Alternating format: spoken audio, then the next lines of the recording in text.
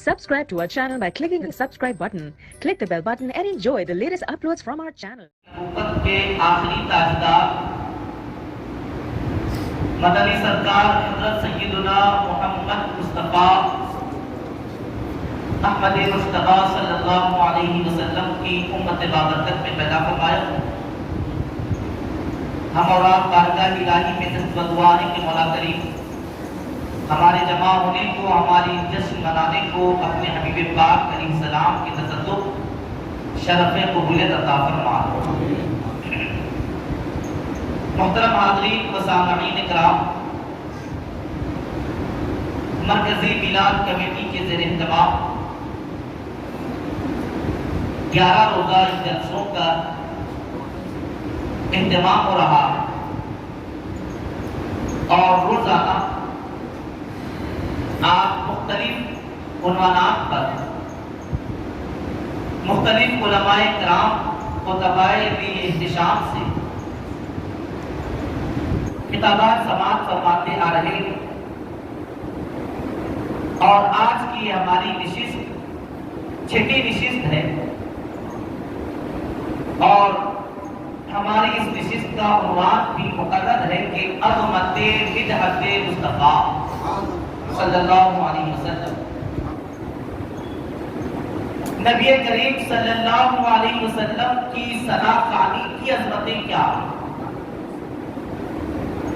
ہم آقا علیہ السلام کی شان اور عظمت کہتے اور سنتے ہیں، کبھی نثر میں تو کبھی نظم میں آپ کی ثنا خوانی ہوتی ہے. اس ثنا خوانی کی فضیلتیں اور عظمتیں کیا؟ اس عنوان پر پہلے ہی سے پابند تھا ناظم اجلاس اور امام صاحب قبلہ نے تو اور بھی پابند کر دیا. حکم در حکم کی تعمیل کرتا ہوا آپ کو یہ اطمینان دلاتا چلو کہ اسی عنوان کے تحت بات ہوگی اور آپ یہ بھی اطمینان رکھتے ہوئے بیٹھے کہ جب تک آپ سننا چاہیں گے تبھی تک سنانے کا عادی ہے.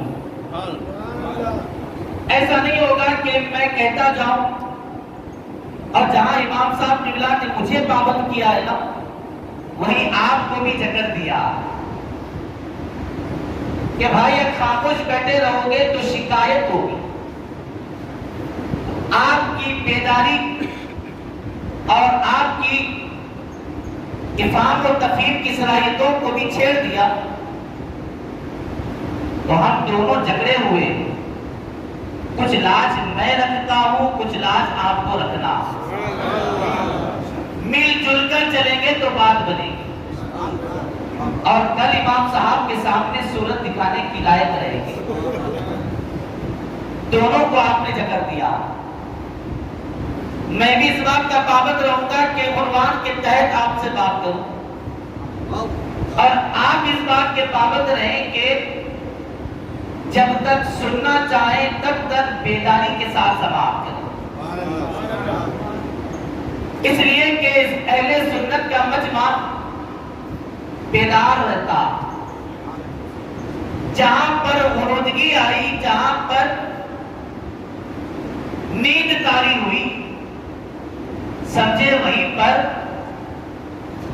اوروں کے ڈاکے پڑنے لگ گئے. ہمیں اپنی بیداری کا ثبوت دیتے رہنا اور اپنی بات کو آگے بڑھاؤ. اس سے پہلے آپ کو یہ عرض کرتا چلو یہ ہمارا جو جمع ہونا ہے نا یہ بڑے کام کا، اگرچہ کہ آپ کی کچھ وقت کی نیند خراب ہوگی، گھنٹہ یا اس کے آس پاس تک آپ کو یوں ہی بیٹھے رہنا ہوگا. مانتا ہوں کہ دن بھر کی تھکان اور مصروفیت آپ کے پیش نظر رہی ہے. جسم چاہتا یہ ہے کہ آرام کر لیا جائے، لیکن کچھ دل کی بھی سننا اور جسم کو تھوڑا سا اور تھکانا اور اس تھکان کا بدلہ نہ میں دوں گا نہ مرکزی میلاد کمیٹی دے گی، بلکہ اس تھکان کے بدلے نبی کریم صلی اللہ علیہ وسلم کے دربار سے ملیں گے۔ آقا علیہ السلام کے دربار سے پاؤ، بڑی ذمہ داری کے ساتھ اس کا بازار مصر ہے، حسن یوسف پر گولی لگائی جا رہی، دور دور سے بڑے بڑے بادشاہ، امراء، رؤساء، بڑے بڑے مالدار آ رہے ہیں۔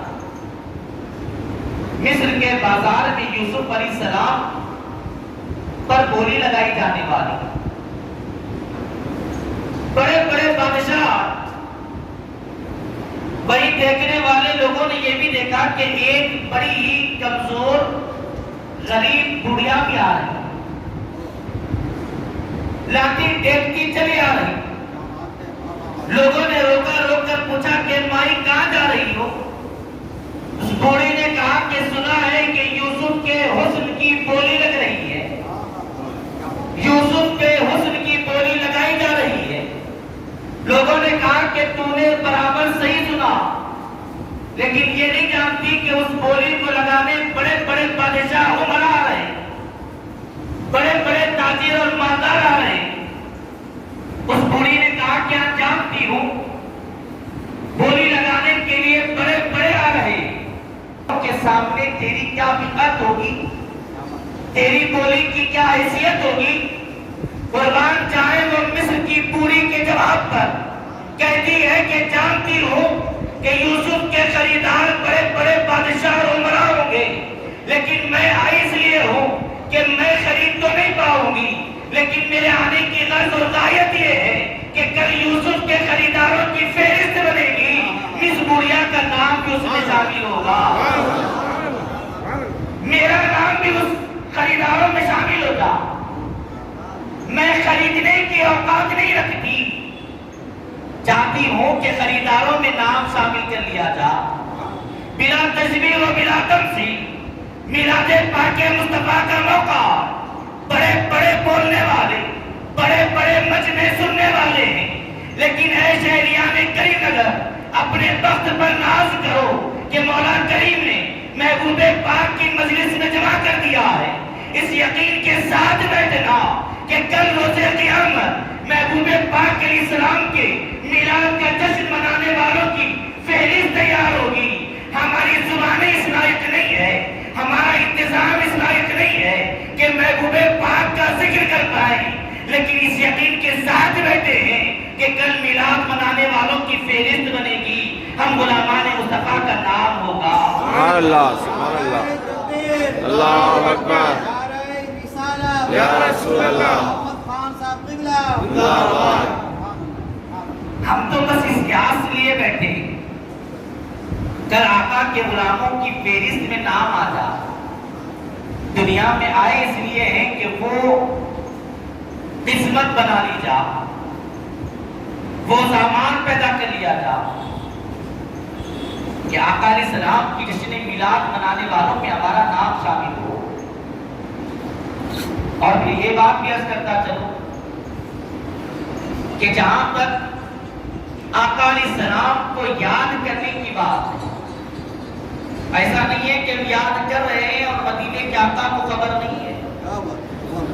ہم یہاں انہیں یاد کرتے بیٹھے نا، وہ جانتے ہیں، محبوب کو پتا ہے کہ محبوبیہ مسجد میں جلسہ ہو رہا، محبوب کو یاد کرنے والوں کا اجتماع۔ ہم تو پھر بھی غلام ہیں نا، لیکن نبی پاک علیہ السلام کی شان سماعت سنو، نبی پاک علیہ السلام کی اپنے چاہنے والوں کی خبر گیری کی عظمت سنو کہ آقا علیہ السلام ارشاد فرماتے ہیں کہ اِنَّا بِمَكَّةَ حَجَرًا، مکے میں ایک پتھر تھا، پتھر، اِنَّا بِمَكَّةَ حَجَرًا، ایک پتھر تھا، کَانَ يُصَلِّي عَلَيَّ فِي لَيَالِي بُعِثْتُ، نبی پاک علیہ السلام ارشاد فرماتے ہیں کہ جب مجھے مبعوث فرمایا گیا میں نے نبوت کا اعلان کیا، ان راتوں میں وہ پتھر مجھ پر درود و سلام پڑھتا تھا۔ میں نے جب نبوت کا اعلان کیا اِنَّا بِمَكَّةَ حَجَرًا، ایک پتھر تھا جو مجھ پر درود و سلام کے نذرانے پیش کیا کرتا تھا۔ آقا علیہ السلام ارشاد فرماتے ہیں لَأَعْرِفُهُ الْآن، میں اس پتھر کو اب بھی جانتا ہوں، اب بھی اس پتھر کو پہچانتا ہوں۔ ہم بارگاہ رسالت امام صلی اللہ علیہ وسلم میں عرضگزار ہو، یا رسول اللہ صلی اللہ علیہ وسلم، یہ آپ کی شان اور عظمت ہے کہ آپ پتھر کا درود پڑھنے کو نہیں بلاتے، آپ ایک پتھر کے سلام پڑھنے کو فراموش نہیں فرماتے۔ یا رسول اللہ صلی اللہ علیہ وسلم، یہ تو آپ کی شان اور عظمت ہے، مگر آپ نے اس کو بیان کیوں فرمایا ہے؟ نبی پاک کا جواب یہی ہوگا، میں نے اس پتھر کی نشاندہی فرمائی ہی اس لیے ہے، کیوں؟ اس لیے کہ بہت سارے میرے ایسے غلام ہوں گے جو مجھے یاد کرتے ہوں گے، مجھے پکارتے ہوں گے، مجھے مناتے ہوں گے، میں انہیں تسلی دینا چاہتا ہوں، اے میرے غلاموں تم خوش ہو جاؤ اس بات پر کہ تمہارا نبی وہ نبی ہے جو پتھر کے درود کو فراموش نہ کرے تو غلام کے سلام کو کیا فراموش کرتا ہو؟ تمہارا درود و سلام کا پڑھنا، تمہارا اپنے نبی کو یاد کرنا، یہ ایسی رائے گا نہیں جانے والا۔ مصطفیٰ جانتے کہ کون کہہ پڑھا، نبی پاک جانتے ہیں کہ کون مجھے یاد کر رہا۔ بے زبان پتھر کی بولی سمجھتے ہیں، ہم غلاموں کے طرف سے دل کو سننے تو تعجب کیا۔ لَأَعْرِفُهُ الْآن، آقا علیہ السلام فرماتے ہیں حدیث پاک کے الفاظ ارشاد کرا، میں اب بھی اس پتھر کو جانتا۔ بڑی لطیف بات بزرگوں نے بیان فرمائی وہ یہ ہے کہ آقا علیہ السلام فرماتے ہیں کہ میں جب مبعوث کیا گیا، میں نے جب بعثت کا اعلان کیا، اس وقت درود پڑھتا تھا۔ تو کہاں تھا وہ پتھر؟ مکے میں تھا۔ اور آقا علیہ السلام نے حدیث کہاں بیان فرمائی؟ مدینے پاک میں بیان فرمائی۔ گویا رسول پاک علیہ السلام یہ اس بات کی تشریح بھی فرماتے ہیں کہ لوگوں تم درود و سلام پڑھتے ہو، تم مدینے سے دور ہو، دوری تمہارے لیے ہوگی، لیکن جب تم پڑھتے ہو نا تو تمہاری دوریوں کو سمیٹ لیتا اور تمہارے درود و سلام کو تمہارے قریبوں کا سنا کرتا، تمہارے چرچے تمہاری کی جانب سے کی جانے والی بدعتوں کو سنتا۔